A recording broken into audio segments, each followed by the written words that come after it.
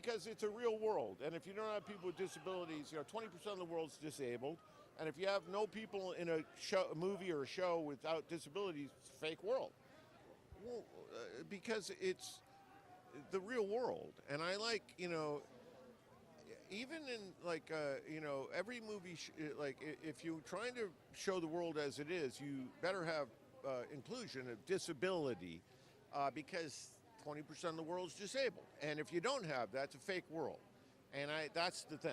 And I always tell people I was blessed to grow up in a town where I had a lot of disabled friends. I had a couple of friends with intellectual disabilities, like friends of mine's older brothers who hung out with us, and then I had a friend who was he was a quadriplegic. He broke his neck in high school, and so it was always around me, and it's just the part of the natural world. So if you don't have that, you're creating a fake world, and it's not believable. It'd be the same as having no people of color, or no women, or no. It's you must. I like showing the real world, and that's why we do it. This is like probably my favorite night of the year, because you're seeing so many people in these short films that you would never ever see, and they're sensational. Every year I come, the next day I'm calling my agent. I said, you got to call this woman, you got to call that guy, you got to call this. These people are so talented, and it's just a fun night. It's incredible.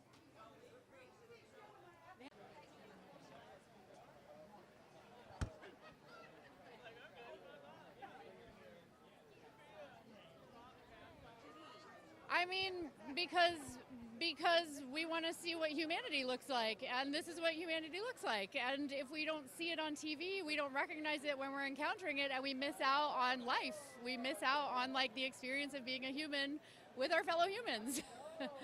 Yeah. I think people sometimes are limited in their imagination, and so if they haven't seen people working before or in these spaces before, it doesn't even occur to them that, why don't we hire somebody that we haven't seen before? And so I think an event like this offers a platform where people can be seen and all of their dynamism can be seen, and suddenly light bulbs go on in casting and with directors and writers and producers and studios, and they're like, that person's fantastic. Let's get them involved so that we can benefit from their depth of humanity. So you're saying Absolutely. Yeah, I think sometimes people just need a platform and a venue to show how fantastic they are, and this offers that. Okay, sure.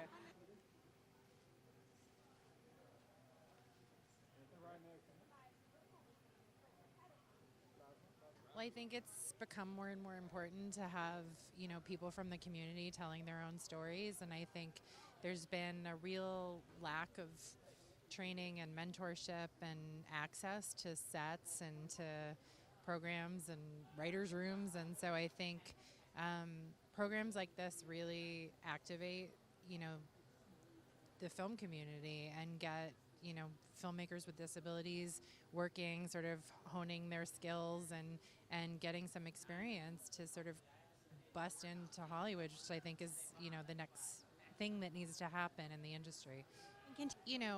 The numbers of Americans with disabilities is 1 in 4. The representation is, I think, 3%. I might be wrong about that number, but the discrepancy between 25% of, the population has a disability of some sort, and we're just not seeing it on screen. And I think that this is a community that is severely underrepresented and has also been largely left out of the diversity conversation as diversity programs have sprung up, as people are talking about being more inclusive in writers' rooms. It's a community that is often left out of that list of inclusion. And I think it's really important that programs like this are raising awareness of that there are amazing stories within this community. There are amazing artists within this community who just haven't had a chance to tell their stories.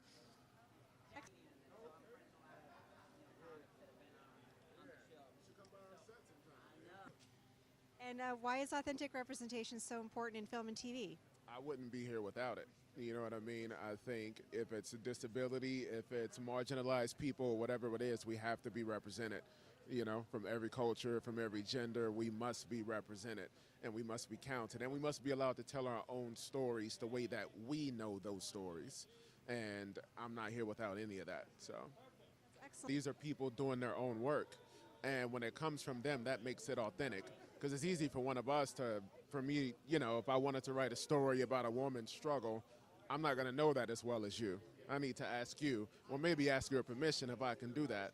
And to hear them and see them do their own work, that makes it authentic. That makes it real, you know?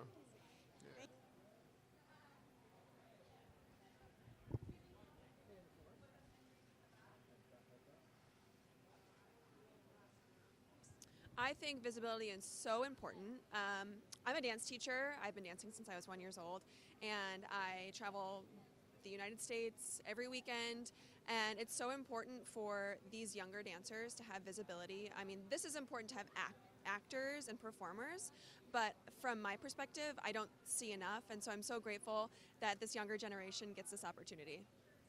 I think there's so much to us as humans, as performers, and we all feel completely different based on the way we grew up and our family dynamics and things like that. So just having your own, you know, your own icon or somebody to look up to, I think that kind of represents how you feel inside is just tremendous.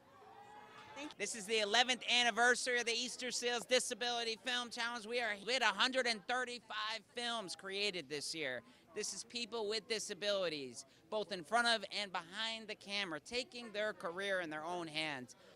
This is people with disabilities taking their career in their own hands, and it's leading to jobs. I'm so excited. I'm so honored.